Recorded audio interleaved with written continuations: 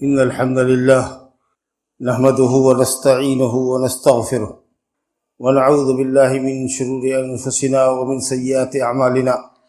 من يهده الله فلا مضل له ومن يضلل فلا هادي له، وأشهد أن لا إله إلا الله وحده لا شريك له، وأشهد أن محمدا عبده ورسوله. يا أيها الذين آمنوا اتقوا الله حق تقاته ولا تموتن إلا وأنتم مسلمون.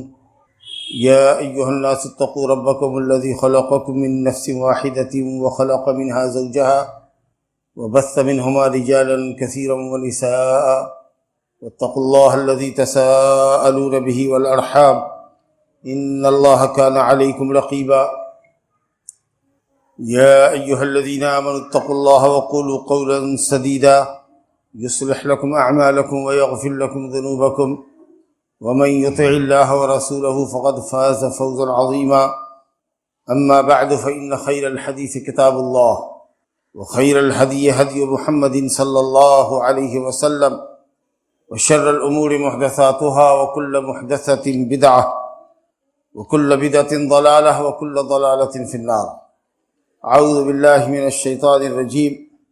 ومن يطع الله ورسوله يدخله جنات تجري من تحتها الأنهار خالدين فيها وذلك الفوز العظيم. ومن يعص الله ورسوله ويتعد حدوده يدخله نارا خالدا فيها وله عذاب مهين. وقال النبي المصطفى صلى الله عليه وسلم: تركتكم على المحجة البيضاء ليلها كنهارها لا يزيغ عنها إلا هالك. بزرگوں اور دوستو، اللہ رب العالمین کے لیے ہر قسم کی حمد و ثنا، بزرگی و بڑائی، عزت و کبریائی لائق اور سزاوار ہے، جس نے ہمیں مسلمان بنایا اور سیدھے راستے کی رہنمائی فرمائی، صراط مستقیم کی پیروی کی جس نے ہدایت دی، اور قرآن و سنت کے راستے سے ہٹ کر دوسرے راستوں کی پیروی کرنے سے منع فرمایا۔ ارشاد ہوا اللہ تعالیٰ کا: وَأَنَّ هَذَا صِرَاطِي مُسْتَقِيمًا فَاتَّبِعُوهُ وَلَا تَتَّبِعُوا السُّبُلَ فَتَفَرَّقَ بِكُمْ عَنْ سَبِيلِهِ ذَلِكُمْ وَصَّاكُمْ بِهِ لَعَلَّكُمْ تَتَّقُونَ۔ میری سیدھی راہ کی پیروی کرو، قرآن اور صحیح حدیث کی پیروی کرو، اس کے علاوہ دوسرے راستوں کی، شیطانی راستوں کی، بدعات اور شہوات کی راہوں کی پیروی نہ کرو، ورنہ صحیح دین سے بھٹک جاؤ گے۔ یہ اللہ کی وصیت ہے، اس کا تاکیدی حکم ہے، اس پر عمل کرو تاکہ تم متقی اور پرہیزگار بن جاؤ۔ درود و سلام ہو اللہ سبحانہ و تعالیٰ کے برگزیدہ بندے اور آخری رسول امام الانبیاء حضرت محمد صلی اللہ علیہ وسلم پر، جنہوں نے ہر طرح کی بھلائی خود کی اور اپنی امت کو ہر بھلائی سے آگاہ کیا، اور ہر شر سے خود بھی بچے اور اپنی امت کو بچنے کی ہدایت فرمائی۔ اللہ کا دین جو آپ پر اتارا گیا، آپ نے بغیر کسی کمی بیشی کے امت کے حوالے کر دیا، دین اللہ کا پہنچا دیا، خیر خواہی مکمل کر دی، حجت تمام ہو گئی اللہ کی، اور آپ نے فرمایا: ترکتکم علی المحجۃ البیضاء، ایک دم واضح روشن شاہراہ پہ میں تم کو چھوڑ کر جا رہا ہوں، یعنی کتاب اللہ اور سنت رسول کی راہ پہ چھوڑ کے جا رہا ہوں۔ اسی پہ قائم رہنا، اس سے ہٹنے والا، اس سے روگردانی کرنے والا ہلاکت میں پڑنے والا ہے۔ بزرگوں اور دوستو، اللہ سبحانہ و تعالیٰ کی کتاب قرآن مجید اور نبی کریم صلی اللہ علیہ وسلم کی صحیح سنت ہمارے لیے کافی اور وافی ہے۔ ان دونوں کے اندر ہدایت اور نور ہے۔ جس نے کتاب و سنت کی پیروی کی وہ دنیا میں بھی کامیاب و کامران ہوا، اور آخرت میں بھی اللہ کی جنت اور اس کے رضوان سے بہرور ہوا۔ اور جس نے اللہ کی کتاب سے اعراض کیا، سنت کی راہ چھوڑی، بدعت اور تقلید کی راہ اختیار کی، وہ خائب و خاسر ہوا، نامراد ہوا، اور اللہ کے غضب اور عتاب کا شکار ہوا۔ اللہ تعالیٰ فرماتا ہے: فَمَنِ اتَّبَعَ هُدَايَ فَلَا يَضِلُّ وَلَا يَشْقَى۔ جو میری ہدایت کی پیروی کرے گا، وہ ہدایت جو میں نے اتاری ہے، اللہ نے جو ہدایت اتاری ہے، قرآن اور حدیث جو اللہ نے اتارا ہے، جو اس کی پیروی کرے گا، فَلَا يَضِلُّ، وہ دنیا میں گمراہ نہیں ہوگا، ولا یشقا، اور آخرت میں بھی بدبخت نہیں ہوگا، فائز المرام ہوگا، کامیاب ہوگا۔ اور آگے فرمایا: ومن اعرض عن ذکری، اور جو میرے ذکر سے اعراض کرے گا، قرآن اور سنت سے منہ موڑے گا، فَإِنَّ لَهُ مَعِيشَةً ضَنْكًا، تو ہم اس کی زندگی کو تنگ کر دیں گے۔ مال و اولاد کی کثرت بھی اگر ہوگی تو بھی وہ پریشان رہے گا، حیرانی، پریشانی، قلق، اضطراب، بے چینی اس کو گھیرے رہے گی، سکون اور اطمینان نہیں ہوگا، کیونکہ وہ اللہ کے ذکر سے منہ موڑے ہوا ہے۔ وَنَحْشُرُهُ يَوْمَ الْقِيَامَةِ أَعْمَىٰ، اور قیامت کے دن ہم اس کو اندھا اٹھائیں گے۔ حیران ہو کے وہ پوچھے گا کہ اللہ میں تو آنکھ والا تھا، آج اندھا کیوں ہو گیا؟ اللہ کہے گا تم نے قرآن اور حدیث سے اپنی آنکھیں مود لی تھی، آنکھیں بند کر رکھی تھی، علم غلم چیزوں کی پیروی کیا کرتا تھا، لوگوں کی ایجاد کردہ بدعتوں کے پیچھے بھاگتا دوڑتا تھا، یہی سمجھتا تھا کہ اللہ کی کتاب اور نبی کی سنت میں کیا ہے۔ تو ہماری حق سے اندھا تھا، حق دیکھنے سے اندھا تھا، حق سننے سے بہرا تھا، اس لیے آج تو اندھا کر دیا گیا۔ میرے بزرگوں، دوستو، قرآن اور سنت کی پیروی کرو گے ہدایت پا جاؤ گے۔ وَإِن تُطِيعُوهُ تَهْتَدُوا وَإِن تُطِيعُوهُ تَهْتَدُوا، اگر شریعت کی پیروی کرو گے، قرآن حدیث کی پیروی کرو گے تو ہدایت پا جاؤ گے۔ یا ایھا الذین آمنوا اطیعوا اللہ والرسول لعلکم ترحمون، اللہ اور اس کے رسول کا کہا مانو، تم پر رحم کیا جائے گا، اللہ کی رحمت سے بہرہ ہوگے۔ یا ایھا الذین آمنوا اطیعوا اللہ واطیعوا الرسول ولا تبطلوا اعمالکم، اے ایمان والو اللہ کی بات مانو بلا چون و چرا، اور اپنے نبی کی بات بنا چون و چرا مانو۔ اگر تم نے اللہ اور اس کے رسول کی بات بلا چون و چرا نہ مانی تو تمہارے اعمال باطل ہو جائیں گے۔ فَلْيَحْذَرِ الَّذِينَ يُخَالِفُونَ عَنْ أَمْرِهِ أَن تُصِيبَهُمْ فِتْنَةٌ أَوْ يُصِيبَهُمْ عَذَابٌ أَلِيمٌ، جو لوگ ہمارے رسول کے حکم کی مخالفت کرتے ہیں وہ ڈریں کہ کہیں ان کو فتنہ اور عذاب علیم نے دھر دبوچے۔ یہ اور اس کے علاوہ قرآن مجید میں بہتر آیات اور حدیث آپ کو ملے گی، بہتر آیات ملے گی، حدیثیں بہت کثرت سے ملیں گی جو ہمیں ابھارتی ہیں کہ ہم اللہ رب العالمین کی بندگی کریں، رسول کی پیروی کریں۔ قرآن اور سنت ہمارے لیے بس، باقی سب ہوس ہے۔ اطیعوا اللہ و اطیعوا الرسول، یہی ہے قرآن میں کہ یا وولی الامر منکم بھی تو ہے، اور اپنے میں جو حکمراں ہیں تمہارے ان کی بات مانو، علماء کی بات مانو۔ تو علماء کی بات اور حکمرانوں کی بات تبھی مانیں گے جب اللہ اور اس کے رسول کے کہے کے مطابق کہیں گے۔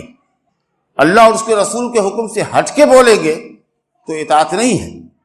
اس لیے اللہ نے کہا اطیعوا اللہ و اطیعوا الرسول، اطیعوا و اولی الامر منکم کہا، وہ اطیعوا نہیں کہا۔ اس کا مطلب یہ ہے کہ اولی الامر کی اطاعت مستقل اطاعت نہیں ہے، وہ تو تبھی ہے جب کہ اللہ اور اس کے رسول کے کہے کے مطابق وہ کہیں، چاہے ہمارے حکمراں ہوں، ماں باپ ہوں، یا ہمارے بڑے سے بڑے علماء ہوں۔ ان کی اطاعت تبھی کریں گے جب اللہ اور رسول کی اطاعت کے ضمن میں ہوگی بات۔ اور یہی تقاضا ہے اس گواہی کا جو ہم دیتے ہیں، اشہد ان لا الہ الا اللہ و اشہد ان محمد رسول اللہ۔ آپ جو گواہی دیتے ہیں، گواہی کا مطلب ہے کہ علم اور یقین کی بنیاد پر، سچائی کی بنیاد پر گواہی دی جاتی ہے۔ جس چیز کی آپ گواہی دیتے ہیں اس کا آپ کو علم ہونا چاہیے، صداقت پر یقین ہونا چاہیے، اور جو کچھ زبان سے ادا ہو رہا ہے وہ دل میں بھی ہو، دل اور زبان کی تائید ہو، موافقت ہو، اس کو گواہی کہتے ہیں۔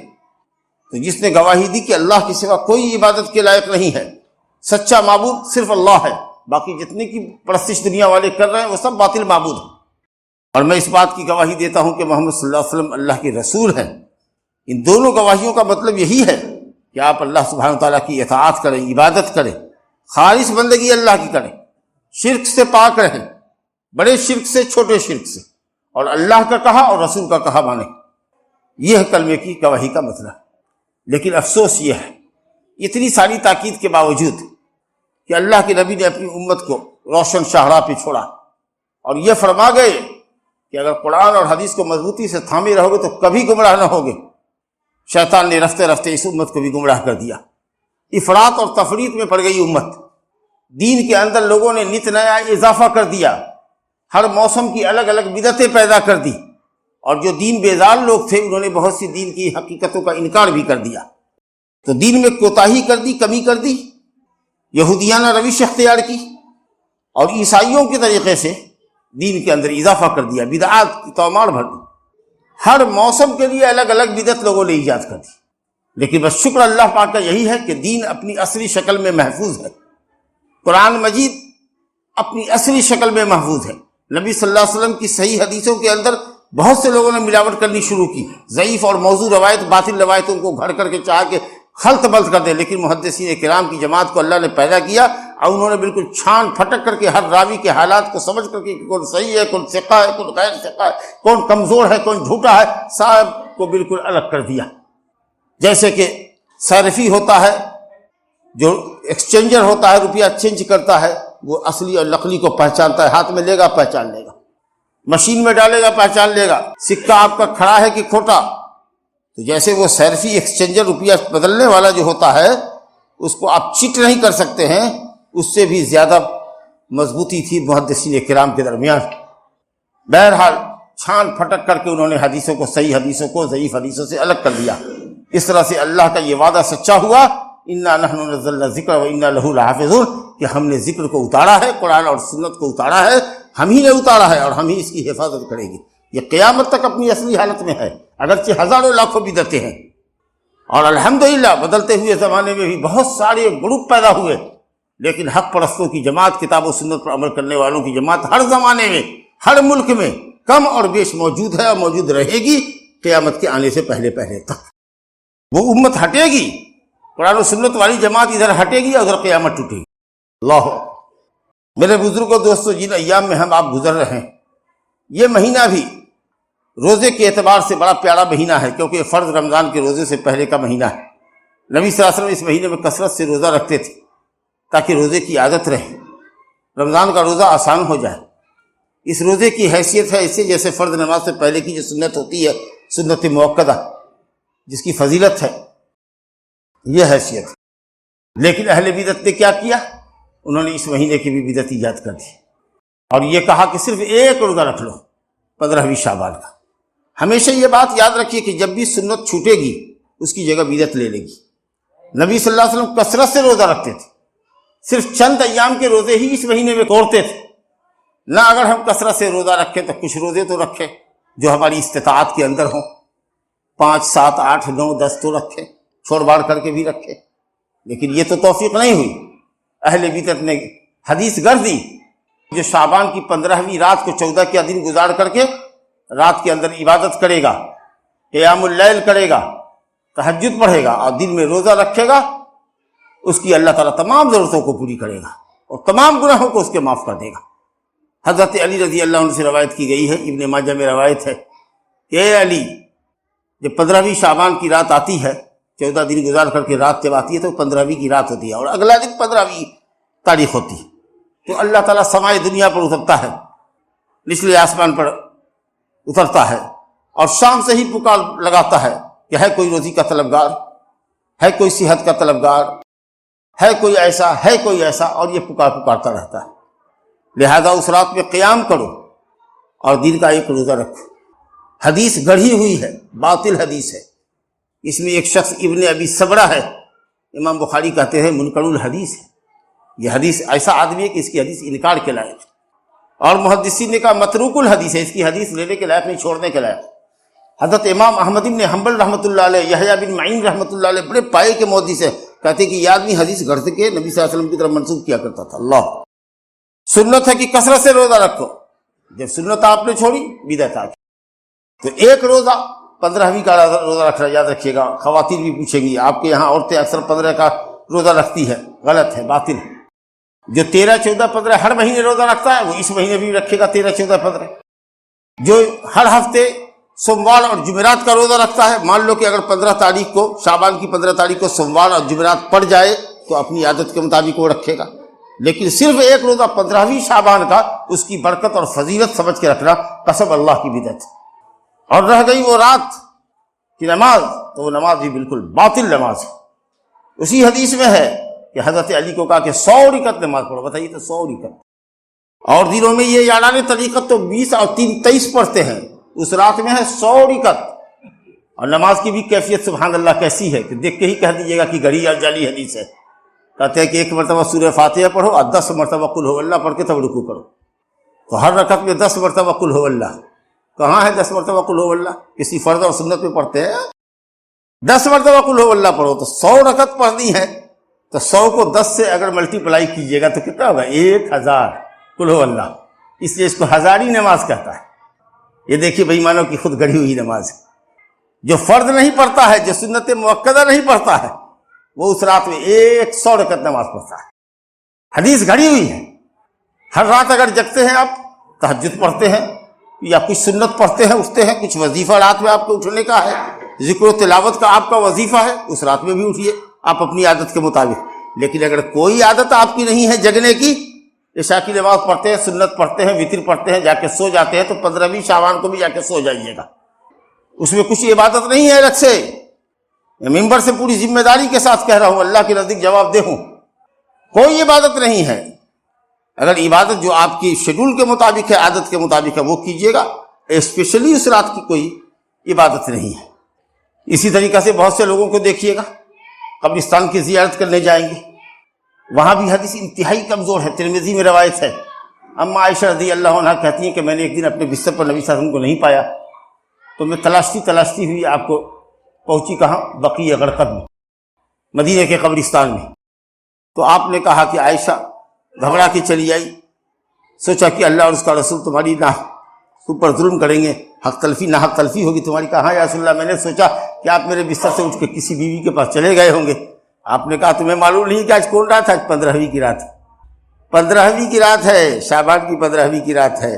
اس رات میں اللہ رب العالمین نچلے آسمان پہ آتا ہے اور یہ اس طرح سے پکارتا ہے.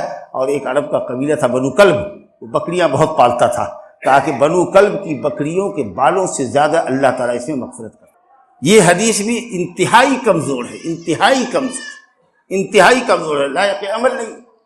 آپ کو قبر کی زیارت کرنی ہے، اپنے مردوں کے لیے دعائیں کرنی ہے، مسلمانوں کے مردوں کے لیے دعائیں کرنی ہے، اپنی موت کو یاد کرنا ہے. سالوں بھر جاتے رہیے، موقع بموقع جاتے رہیے. یہ بھی کوتاہی ہے ہم لوگوں کی، صرف ہمارے یہاں جب مردے مرتے ہیں تو دفنانے کے لیے جاتے ہیں. کبھی کبھی یوں بھی قبرستان میں جایا کیجیے اور مردوں کے لیے دعائیں سلام، دعائیں رحمت و مغفرت کیا کیجیے، اور اپنی موت کو یاد کیجیے کہ ہم بھی یہیں آنے والے ہیں. دھسی ہوئی قبروں کو دیکھیں گے تو آپ کو دنیا سے بے رغبتی پیدا ہوگی. موت کی یاد آئے گی تو آخرت میں رغبت بڑھے گی، نیک اعمال کے اندر رغبت بڑھے گی، دنیا سے تعلق آپ کا ٹوٹے گا. کبھی بھی آپ جا سکتے ہیں، سنت ہے. لیکن اگر آپ متعین کر دیتے کہ نہیں 15 شعبان کو جائیں گے، جمعہ کو جائیں گے، عید کے دن جائیں گے، تو ہم آپ سے پوچھیں گے کہ یہ تعین کہاں سے تم نے لی؟ کوئی صحیح حدیث ہے کہ نبی صلی اللہ علیہ وسلم نے فرمایا جمعہ کو جاؤ، 15ویں شعبان کو جاؤ، عید کے دن جاؤ؟ اگر نہیں ہے تو قسم اللہ کی وہ اچھا کام بھی آپ کا بدعت ہو جائے گا، کیونکہ وہ وقت آپ نے متعین کیا. کام اچھا تھا لیکن بدعت ہو گیا. اس لیے وہ اچھا کام بدعت اس لیے ہو گیا کہ وہ کام آپ نے وقت متعین آپ نے کر دیا، جگہ آپ نے متعین کر دی کسی چیز کی کہ یہ کام ہم فلاں جگہ پہ کریں گے، حالانکہ اس کی کوئی فضیلت نہیں. تو کچھ اعمال تو ایسے ہوتے ہیں جن کی کوئی حقیقت ہی اسلام میں نہیں ہے، اور کچھ اعمال ایسے ہوتے ہیں کہ جن کی حقیقت تو ہے، لیکن ہم اگر کسی وقت کے ساتھ، کسی جگہ کے ساتھ، کسی کیفیت کے ساتھ اگر اس کو مقید کر دیتے ہیں تو وہ عمل بدعت ہو جاتا ہے. اب جیسے کہ دیکھیے سبحان اللہ، الحمدللہ، اللہ اکبر، لا الہ الا اللہ، ذکر و اذکار ہے، کتنے پاکیزہ کلمات ہیں، دنیا اور دنیا کی ہر چیز سے بہتر ہے. لیکن اگر آپ اس کو جی میں پڑھتے ہیں سبحان اللہ، الحمدللہ، اللہ اکبر، لا الہ الا اللہ، تو سنت ہے. دنیا اور دنیا کی ہر چیز سے بہتر ہے یہ چاروں کلمے. لیکن ایک مولوی بیٹھ جائے آپ کے سامنے اور کہے بیٹھو ذکر و اذکار ہم لوگ کرتے ہیں، بیٹھ جائیے گا، اور وہ کہے گا کہو سبحان اللہ، اور آپ سب کہیے گا بلند آواز سے سبحان اللہ، الحمدللہ، تو سب کہیے گا بیک وقت اللہ اکبر، الحمدللہ، لا الہ الا اللہ. اب یہ بلند آواز سے ذکر و اذکار ہو رہا ہے اور اجتماعی ہو رہا ہے، اجتماعی شکل میں. پاک پروردگار کی قسم بدعت ہو گیا، ثواب کی جگہ پر بدعت ہو گیا. ایسے ہی کام کوفہ میں کچھ لوگ کر رہے تھے مغرب کی نماز کے بعد کوفہ کی مسجد کے اندر. تو حضرت عبداللہ بن مسعود کو معلوم ہوا کہ کچھ لوگ ہیں جو گول دائرے میں بنا کر کے، گھیرا بنا کر کے بیٹھتے ہیں. اس میں ایک مولوی ہوتا ہے، سب کے ہاتھ میں کنکری دیے ہوا ہے 100 یا 200، اب وہ کہتا ہے کہو سبحان اللہ، تو سب کہتا ہے سبحان اللہ. کہو الحمدللہ، تو سب کہتا ہے الحمدللہ، سب کہتا ہے اللہ اکبر. اور یہ سلسلہ اجتماعی ذکر کا چلتا رہتا ہے مغرب سے لے کر عشاء تک. یہ ان کو کسی نے بتایا. ایک دن آئے، دیکھا کہ ہاں وہ سلسلہ ہے جاری، آ کے چپ چاپ کھڑے ہو گئے. ایک آدمی کی نظر پڑی تو حضرت عبداللہ بن مسعود کتنے بزرگ صحابی، کتنے قدیم الاسلام صحابی، ان کی کنیت تھی ابو عبد الرحمن، بڑے بیٹے کا نام تھا عبد الرحمن. تو کہا حضرت عبداللہ بن مسعود نے کہ کیا کر رہے ہو تم لوگ؟ تو کہا کہ کچھ کنکریاں ہیں جن پر ہم اللہ تعالیٰ کا ذکر و اذکار کر رہے ہیں. کہا کہ ذکر و اذکار مت کرو، گناہ گنو، اپنا زندگی میں کتنا گناہ کیے ہو یہ گن سکتے ہو تو گنو. اللہ تعالیٰ کے ذکر کا یہ طریقہ نہیں۔ ارے ابھی نبی صلی اللہ علیہ وسلم کے برتن بھی نہیں ٹوٹے ہوں گے جن میں کھایا ہے آپ نے، وہ کپڑے بھی نہیں پھٹے ہوں گے جو کپڑا نبی صلی اللہ علیہ وسلم نے پہنا ہے، یعنی ابھی بہت قریبی مدت ہوئی ہے دنیا سے رخصت ہوئے نبی صلی اللہ علیہ وسلم کو۔ صحابہ کرام کی ایک بڑی جماعت موجود ہے ہمارے درمیان، یہ طریقہ ذکر و اذکار کا ہم لوگ نہیں جانتے ہیں، یہ کہاں سے تم بدعت کر بیٹھے؟ یہ تو ظلم ہے، سراسر ظلم ہے، اسلام پر ظلم ہے، یہ بدعت کرتے ہو، اسلام پر ظلم کرتے ہو۔ جو تیور دیکھا عبداللہ بن مسعود کا تو سکسکا گئے، سب گھبرا گئے، کہا ابو عبد الرحمن ہم نے تو نیکی کا ارادہ کیا تھا۔ کہا قسم اللہ کی کتنے ہی لوگ ہوتے ہیں جو نیکی کا ارادہ تو کرتے ہیں لیکن نیکی پا نہیں سکتے کیونکہ وہ نبی کا طریقہ چھوڑ دیتے ہیں۔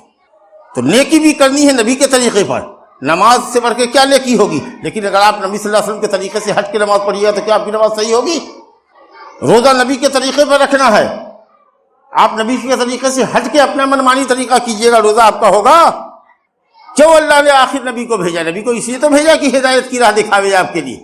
اللہ نے کہا وَإِن تُطِيعُوهُ تَهْتَدُوا، اگر رسول کی پیروی کرو گے تب ہدایت پاؤ گے، رسول کی پیروی کرو گے تو اللہ کی محبت تم کو حاصل ہوگی۔ رسول کے طریقے سے ہٹ کے کام کرو گے، اچھا کام بھی ہوگا لیکن طریقہ رسول کا نہیں ہے تو کام بدعت ہوگا تمہارا۔